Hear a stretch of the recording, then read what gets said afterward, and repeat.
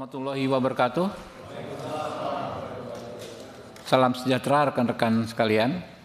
Yang kami hormati rekan-rekan anggota Komisi 3 DPR RI.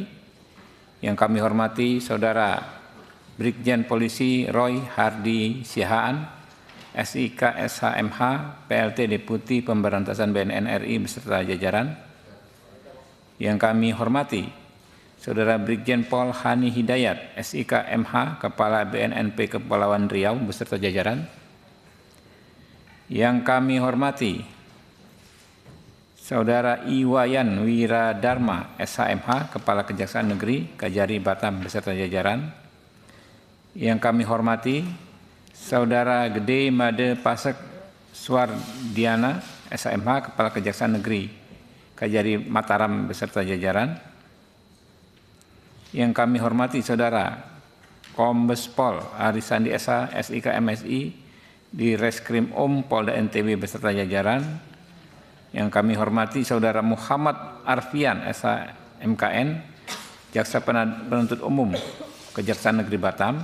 Yang kami hormati rekan-rekan penyidik BNNP Kepulauan Riau serta hadirin yang kami muliakan. Kita panjatkan puji syukur kehadirat Allah Subhanahu wa taala, Tuhan yang Maha Kuasa, karena atas perkenannya kita bisa hadir. Ya, ini sudah quorum fraksi terpenuhi. Ada Golkar, PDIP, Gerindra, PKS, Demokrat. Ya. Saya mohon perkenan rekan-rekan kita sampai jam 16 ya rapatnya ya, paling lama ya. Dan terbuka untuk umum. Hadirin yang kami hormati. Rapat dengar pendapat umum hari ini terkait dua kasus yang mengusik rasa keadilan rakyat, yaitu kasus tuntutan hukuman mati kepada Fandi Ramadan dan kasus pembunuhan terhadap tuduhan pembunuhan ya terhadap terdakwa Radit Ardiansyah. Komisi 3 tidak dalam kapasitas mengintervensi secara teknis acara pidana dua kasus tersebut, tetapi melakukan pengawasan terhadap kinerja mitra sebagaimana diatur pasal 20A Undang-Undang Dasar 1945. Desain konstitusi dan hukum kita juga membuka pintu diakomodirnya rasa keadilan rakyat. Hal mana diatur di pasal 5 ayat 1 Undang-Undang Nomor 48 Tahun 2009 tentang kekuasaan kehakiman. Karena itu, kami sangat menyesalkan pernyataan Saudara Jaksa Penuntut Umum dalam sidang di Pengadilan Negeri Batam yang secara insinuasi mengatakan seolah rakyat, selebriti dan anggota DPR melakukan intervensi terhadap perkara tersebut. Sikap Jaksa Penuntut Umum di Kejaksaan Negeri Batam itu bertolak belakang dengan sikap Jaksa Agung Republik Indonesia Bapak ST Burhanuddin yang selama ini selalu responsif terhadap masukan masyarakat dan juga masukan DPR. Pada rapat hari ini, kami ingin mendapatkan penjelasan tentang penanganan dua perkara di atas. Apakah yang menjadi alasan-alasan diambilnya kebijakan, sikap atau tindakan penegak hukum sudah sesuai dengan asas dan norma dalam KUHP dan KUHP baru yang mengedepankan keadilan substantif. Dalam kasus Fandi Ramadan, ya, agar dijelaskan tuntutan hukuman mati tersebut apakah sudah sesuai dengan KUHP dan KUHP baru. Apakah berat ringannya tuntutan sudah sesuai dengan gradasi kesalahan Fandi Ramadan dibandingkan pelaku lainnya. Secara logika, dalam sebuah perkara yang pelakunya beberapa orang, dengan gradasi kesalahan yang berbeda, maka tuntutannya tentu berbeda. Yang gradasi kesalahannya paling besar harus dituntut paling tinggi. Begitu juga yang gradasi kesalahannya lebih rendah tentu dituntut lebih rendah. Kalau Fandi Ramadan yang dalam perkara ini secara nyata bukan yang terbesar kesalahannya dituntut hukuman terberat, bagaimana dengan orang yang merencanakan, mengatur dan mengambil manfaat paling banyak dalam peristiwa penyelundupan narkoba tersebut? Banyak yang mempertanyakan apakah tuntutan terberat terhadap Fandi Ramadan diajukan untuk mengaburkan pelaku utama dalam perkara ini? Dalam kasus Radit Ardiansah, kami perlu menjelaskan bahwa Komisi 3 tidak dalam posisi berseberangan dengan kepentingan korban dan keluarga. Kami justru menginginkan keadilan untuk korban dan keluarganya dengan memastikan agar pelaku sebenarnya bisa mendapatkan hukuman yang setimpal. Intinya, kita menginginkan agar dua perkara tersebut tidak terjadi miscarriage of justice, peradilan yang tidak benar. Di era KUHP dan KUHP baru, jangan ada orang yang tidak bersalah dijatuhi hukuman. Dan jangan ada orang yang dijatuhi hukuman tidak sesuai dengan kadar kesalahannya. Ya, baiklah, untuk mempersingkat waktu, ya, kita nanti urutannya yang pertama, coba Bu Ca. Mana-mana yuk.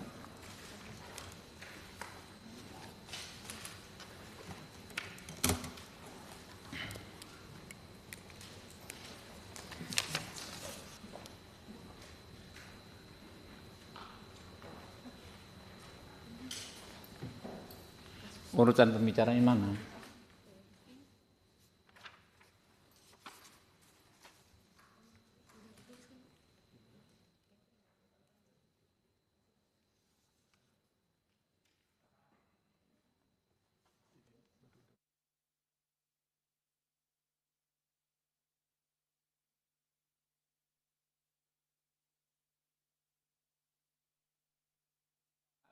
Hani Hidayat tidak hadir ya, Pak?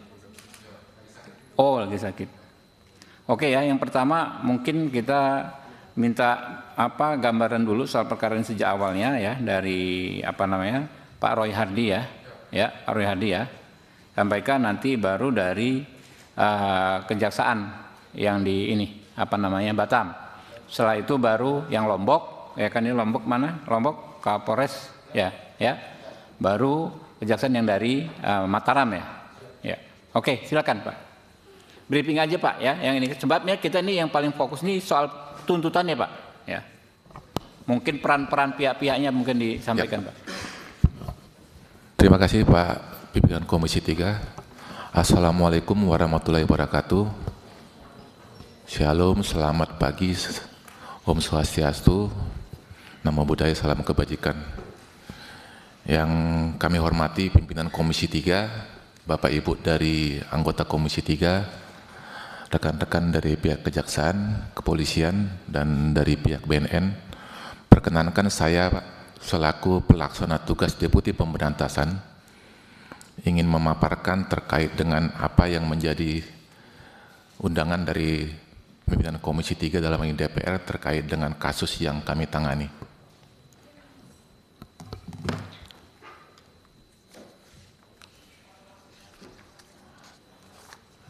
Dasarnya adalah ada surat undangan DPR RI kepada Kepala BNN RI, yang dalam hal ini saya selaku mewakili Pak Kepala BNN RI sebagai PLT Deputi Berantas menghadiri acara ini.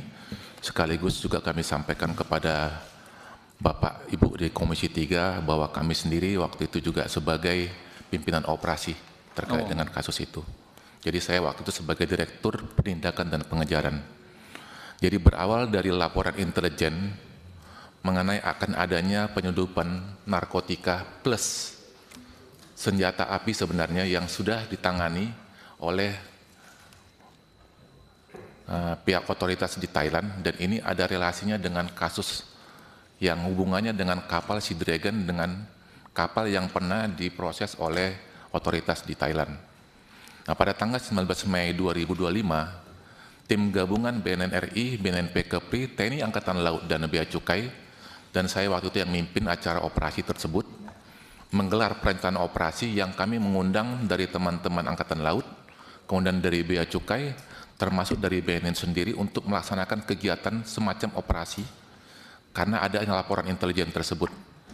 Nah, saat itu disepakati untuk melaksanakan kegiatan intercept dengan menyiapkan beberapa perangkat, antara lain dari pihak TNI Angkatan Laut menyiapkan 2 kapal besar, kemudian kapal BC 2 juga, termasuk ada kapal-kapal kecil sebagai kapal speedboat yang nanti akan mengiringi atau mengawal terkait dengan kegiatan intercept.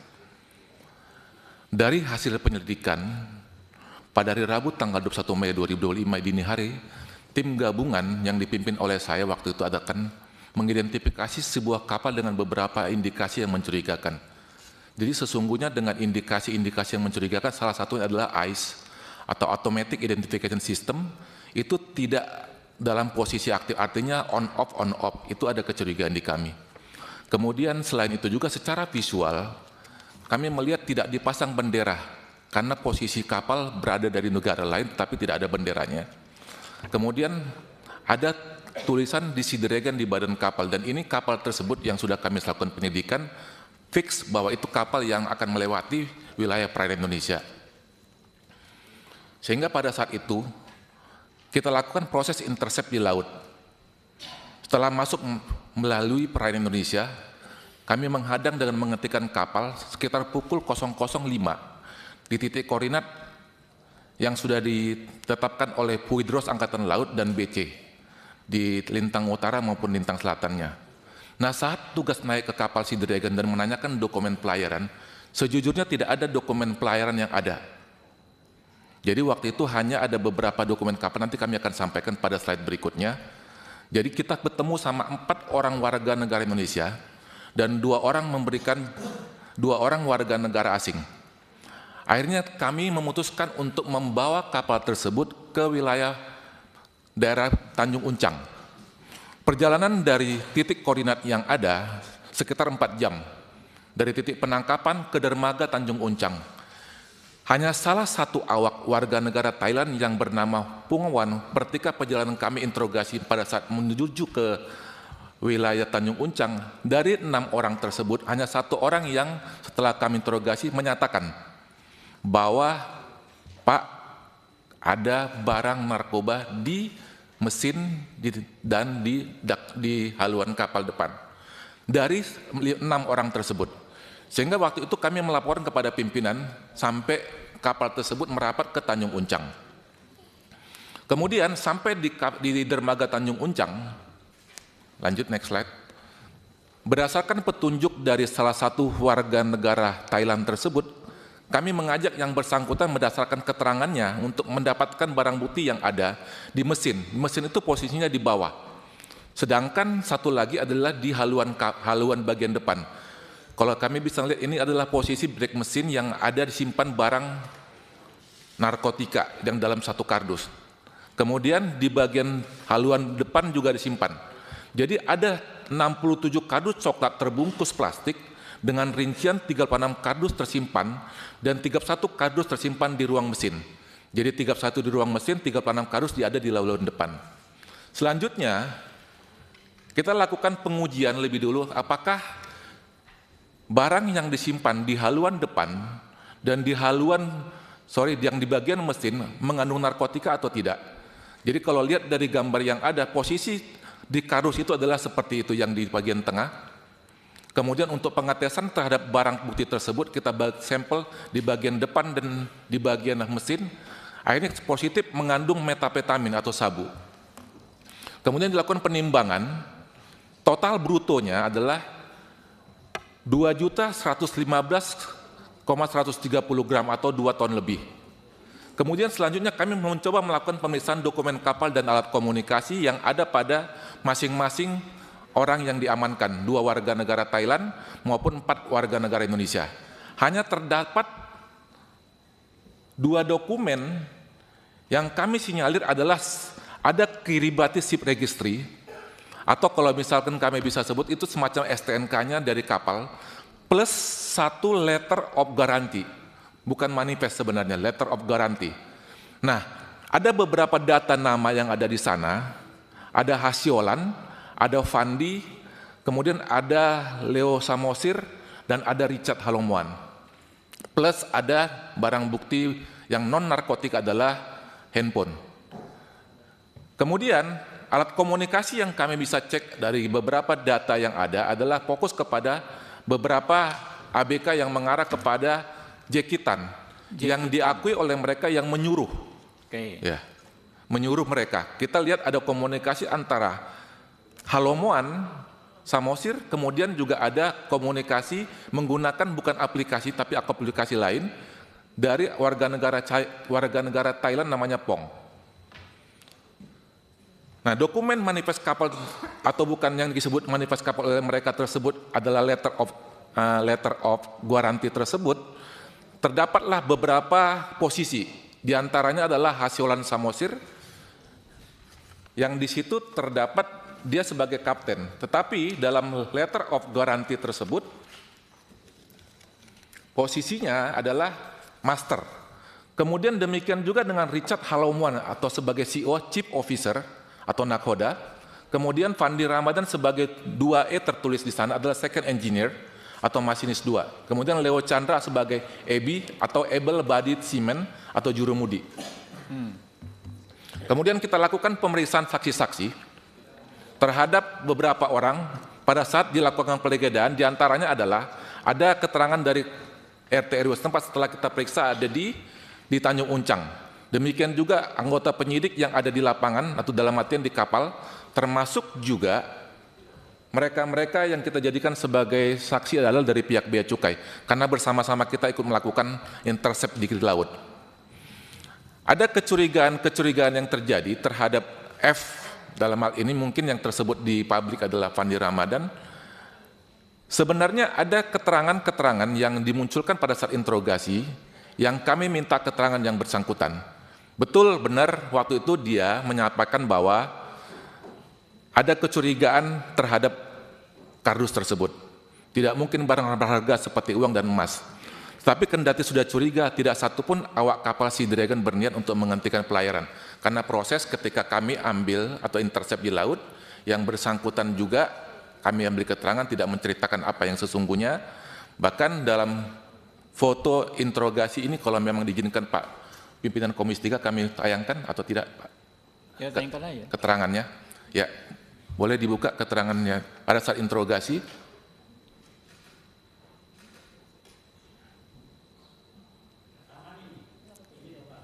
Muatan itu. Siap. Muatan itu. Udah sudah ke kapal udah mulai jadi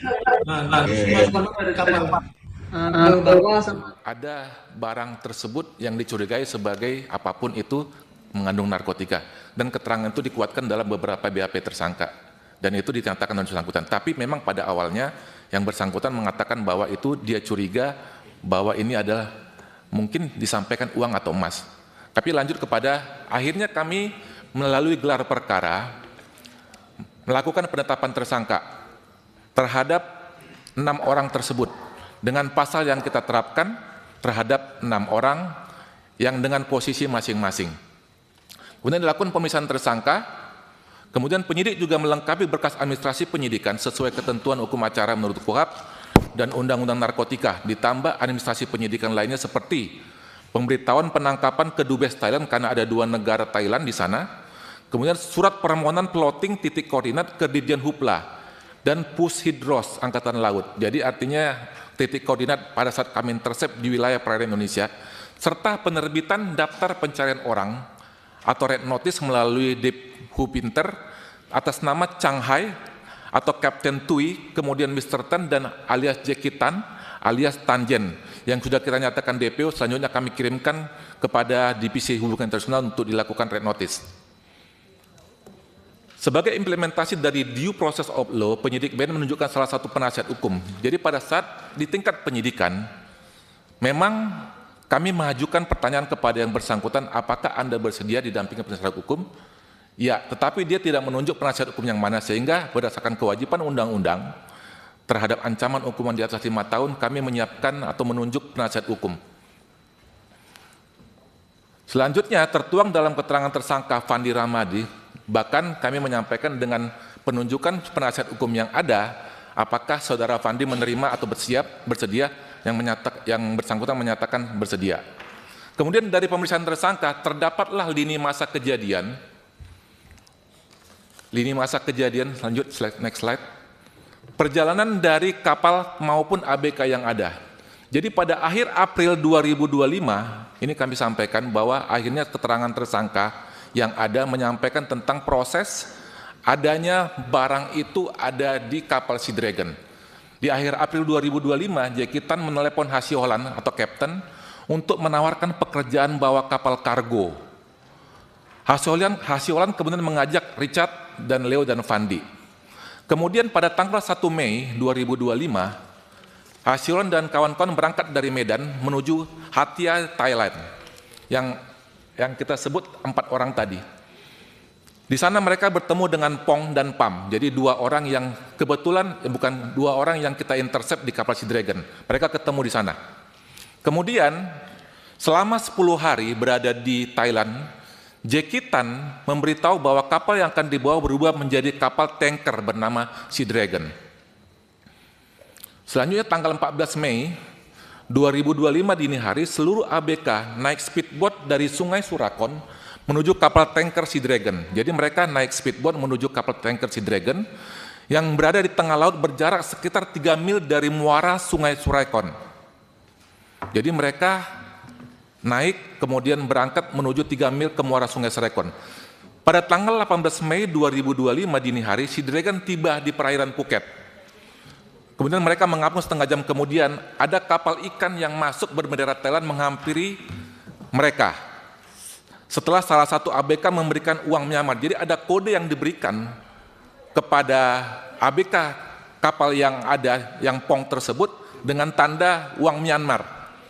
Kemudian si Pong menerima telepon dari Mr. Tan, menyampaikan kamu terima saja, itu kode dari saya, yang menandakan bahwa ada barang yang akan dimasukkan ke kapal Sea Dragon. Sehingga seluruh ABK Sea Dragon kecuali kapten yang berada di ruang kemudi ikut menyangkut seluruh kardus yang 36 kardus ke dalam tangki. Jadi setelah diletakkan di satu tempat, kemudian diarahkan ke mesin dan di haluan bagian depan. Pekerjaan tersebut dilakukan sekitar 1 jam kemudian Sea Dragon berbalik ke arah meninggalkan Phuket. Sampai pada akhirnya kapal Sea Dragon melanjutkan pelayaran melewati Selat Malaka, menuju titik koordinat menuju Filipina, sehingga pelaksanaan intercept dilakukan oleh kita berdasarkan informasi intelijen. Jadi itu yang terjadi berdasarkan lini masa kejadian hasil pemeriksaan tersangka kami kepada beberapa awak ABK, baik itu warga negara Thailand maupun 4 orang warga negara Indonesia. Ada beberapa aplikasi atau fakta-fakta dengan unsur yang analisis juridis terhadap tersangka yang kami proses atau kami persangkakan kepada mereka. Kami mungkin tidak akan menyebutkan di sini. Intinya adalah mereka-mereka kami persangkakan dengan pasal-pasal termasuk F. Kemudian ada analisis juridis terhadap mereka-mereka, yaitu menyimpan dan menguasai dan menerima, dan pasal-pasalnya sudah kami terapkan dengan unsur pasal di Undang-Undang Nomor 35 Tahun 2009. Selanjutnya analisa pansar unsur narkotikanya juga ada terhadap barang tersebut merupakan golongan 1. Lanjut next slide ya. Golongan 1 analisa pansar. Oke. Kemudian junto pemufakatan jahat. Lanjut juga ada proses pengiriman. Jadi tahapan yang kami lakukan sampai akhirnya kasus tersebut kami serahkan kepada pihak kejaksaan melalui proses, sebelumnya ada semacam gelar.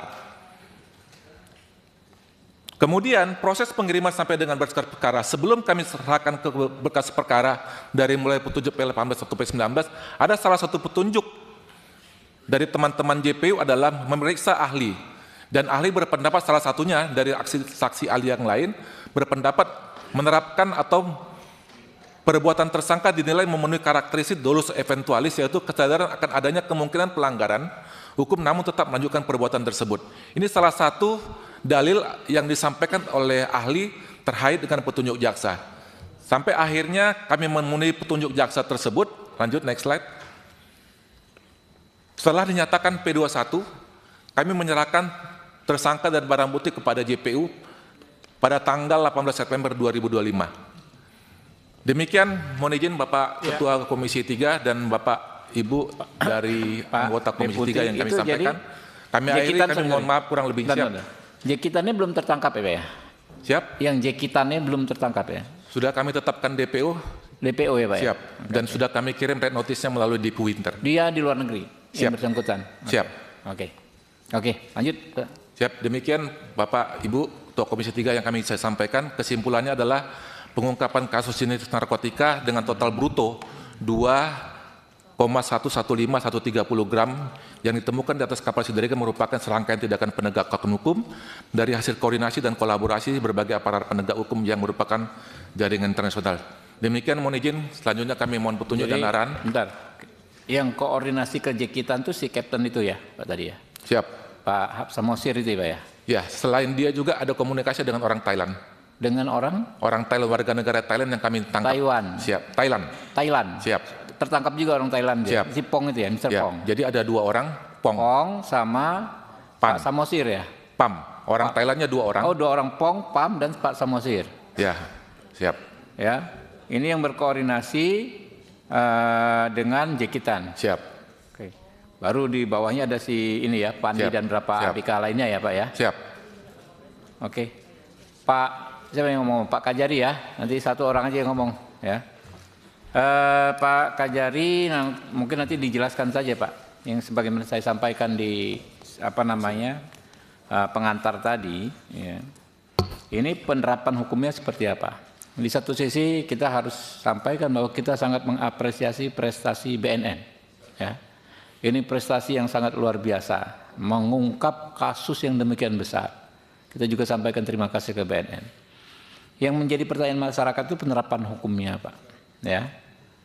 Ini kan kalau dilihat dari peran berat ringannya gradasi kesalahan itu kan secara logikanya yang disampaikan Pak Deputi tadi, pelaku utama pastilah Jekitan karena kan dia mengendalikan semua. Di bawahnya Jekitan itu kan ada Pong, Pang dan si Kapten. Kapten ini kan yang ngajak si Pandi. Nah, yang kita Pak, kita ingin pertanyakan, politik hukum kita kan terakhir ya soal hukuman mati ini pokoknya benar-benar selektif, ya kan? Kita tetap ada hukuman mati ya, tapi untuk bandarnya, untuk ininya segala macam yang paling bertanggung jawabnya.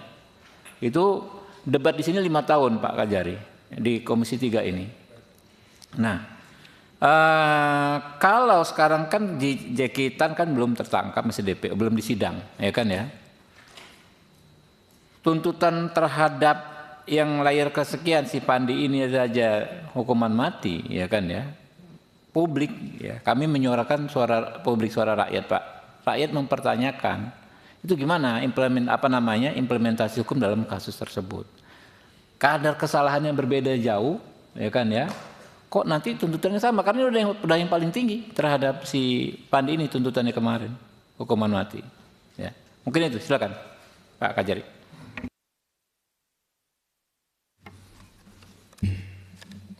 Assalamualaikum warahmatullahi wabarakatuh. Namo Buddhaya, salam kebajikan, Om Swastiastu, yang terhormat pimpinan Komisi 3 DPR RI, yang terhormat anggota Komisi 3 DPR RI, serta seluruh hadirin yang berbahagia. Izin pimpinan, kami sesuai dengan pertanyaan tadi, kami melakukan tuntutan mati terhadap ke-6 terdakwa tersebut sebagaimana yang dijelaskan oleh Deputi Penindakan Pemberantasan BNN RI bahwa berdasarkan fakta persidangan pimpinan. Dari fakta persidangan mungkin izinkan kami menyampaikan beberapa hal dalam fakta persidangan terungkap dan kemudian juga dari keterangan ahli pidana. Mohon izin pimpinan.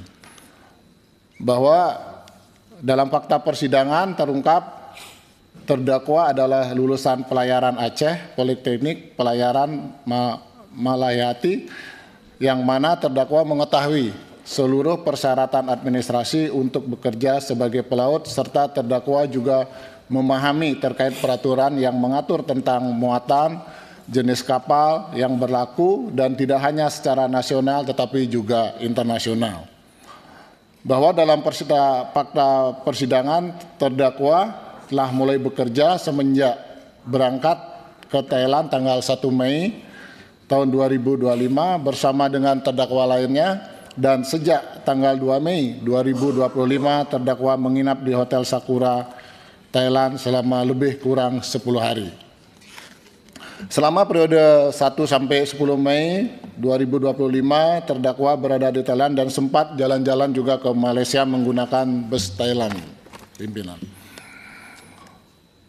Bahwa terdakwa Fandi Ramadan sebagai seorang pelaut dan juga merupakan lulusan Politeknik Pelayaran Malaya Hayati, serta telah memiliki buku pelaut serta tanda identitas seorang pelaut yang sedang berlayar. Di dalam fakta persidangan, buku pelaut milik terdakwa Fandi Ramadan tidak ada COP dari otoritas kesyah-bandaran setempat, di mana dapat dinyatakan bahwa bekerja di kapal Sea Dragon tidak sah karena tidak melalui prosedur yang sah. Bahwa dalam fakta persidangan pada tanggal 14 Mei tahun 2025, terdakwa telah menerima transfer uang sebesar 8.244,250 dari Daniel Hotman Simanu. Uang tersebut sebagai kasbon untuk mulai bekerja sebagai ABK di kapal Sea Dragon. Sedangkan di dalam legal agreement yang ditandatangani oleh terdakwa Fandi Ramadan mendapatkan gaji sebesar 2.000 USD per bulan. Namun pada saat perjalanan, kapten kapal menyampaikan kepada Fandi Ramadan dan terdakwa lainnya apabila barang ini sampai di tempat tujuan akan mendapatkan bonus sebesar 1 bulan gaji. Bahwa terdakwa Fandi Ramadan bertugas sebagai ABK di bagian mesin kapal, berangkat menuju ke Phuket dengan perjalanan selama 3 hari. Sesampai di tengah laut Phuket, kapal sempat berhenti sebagaimana yang dijelaskan oleh penyidik dari BNN, pimpinan. Mungkin kami langsung kepada fakta persidangan dari ahli pidana yang menjadi dasar kami juga melakukan tuntutan mati tersebut, pimpinan. Bahwa unsur kesalahan yang bersifat subjektif dapat dinilai dari perbuatan nyata pelaku, sehingga batin dan sikap batin pelaku dapat disimpulkan dari rangkaian perbuatannya. Yang kedua, bahwa perbedaan antara dolus, kesengajaan, dan kulpa kealpaan terletak pada sikap batin pelaku terhadap akibat perbuatannya, namun keduanya sama-sama merupakan bentuk kesalahan dalam hukum pidana. Yang ketiga, bahwa dalam konteks permufakatan jahat dan turut serta, keduanya sama-sama didasarkan pada adanya kesepakatan atau kerjasama sadar dalam melakukan tindak pidana sehingga tidak selalu perlu dibuktikan secara terpisah sepanjang terdapat fakta kerjasama tersebut. Yang keempat, bahwa konsep permufakatan jahat maupun turut serta lebih banyak dirujuk pada putusan pengadilan termasuk putusan Mahkamah Agung dalam praktek pidana. Yang kelima, bahwa dalam menentukan pasal yang dikenakan terhadap pelaku harus dilihat keseluruhan rangkaian peristiwa, bukan hanya pada awal kejadian melainkan hingga akhir kejadian. Yang keenam, bahwa dalam perkara 6 orang awak kapal yang diperintahkan membawa dos yang tidak diketahui isinya namun tetap menjalankan perintah hingga terjadi penangkapan, perbuatan tersebut menunjukkan adanya kesadaran mengambil risiko yang dalam hukum pidana dapat dimaknai sebagai bagian dari unsur kesengajaan. Yang ketujuh, bahwa ketidaktahuan awal dari isi barang tidak serta-merta menghapus pertanggungjawaban pidana, apalagi pelaku tetap melanjutkan perbuatan dan menyadari adanya risiko hukum. Yang ke-8, bahwa ketidakmampuan menolak perintah tidak serta-merta dapat dikualifikasikan sebagai paksaan menurut pasal 48 KUHP kecuali terdapat paksaan fisik yang nyata dan menyebabkan pelaku tidak memiliki pilihan lain. Selanjutnya yang ke-9, bahwa paksaan psikis pada prinsipnya tidak termasuk dalam pengertian paksaan sebagaimana dimaksud dalam pasal 48 KUHP dalam penilaian atas hal tersebut merupakan kewenangan majelis hakim. Pimpinan Komisi 3 dan anggota Komisi 3 DPR RI yang terhormat, sebagaimana fakta persidangan yang menjadi pertimbangan kami dalam menuntut hukum maksimal kepada para terdakwa, karena di seluruh dunia kejahatan narkotika termasuk kejahatan yang sangat serius dan luar biasa dan dikenal sebagai dengan istilah extraordinary crime. Karena tindak narkotika dapat mengakibatkan kerusakan kesehatan manusia, merusak generasi muda, dan di lain sisi narkotika merupakan bisnis yang sangat menguntungkan bagi jaringan peredaran gelap narkotika dan sangat merugikan bagi negara. Mungkin itu pimpinan yang menjadi dasar kami untuk melakukan tuntutan maksimal terhadap 6 para terdakwa, Pak. Ya, ini ada Pak Muhammad Arfian ya. Ada yang ingin disampaikan, Pak? Ya, silakan. Bismillahirrahmanirrahim. Assalamualaikum warahmatullahi wabarakatuh. Mohon izin yang kami hormati pimpinan Komisi 3 beserta seluruh anggota Komisi 3 yang kami hormati. Kami JPU Muhammad Arfian ingin menyampaikan setulus-tulusnya sedalam-dalamnya permohonan maaf dari kami yang mana atas kesalahan kami di persidangan kemarin, yang mana akan menjadi bahan evaluasi bagi kami untuk ke depan. Selanjutnya kami telah dilakukan pemeriksaan dan dinyatakan bersalah oleh Jamwas serta sudah diberikan atau dijatuhi hukuman disiplin. Sekali lagi kami mohon izin, mohon maaf atas kesalahan kami di persidangan kemarin, yang mana kami berterima kasih kepada pimpinan Komisi 3 atas koreksi dan atensinya kepada kami, akan menjadi bahan koreksi bagi kami. Mohon izin Bapak. Assalamualaikum. Jadi rekan-rekan terhadap Saudara Muhammad Arfian ini udah case close ya. Ya, kita maafkan ya, dan kita berharap ini anak muda ya. Siap. Ke depan bisa belajar ya, bisa lebih bijak lagi dan bisa maju karirnya. Siap. Ya. Oke,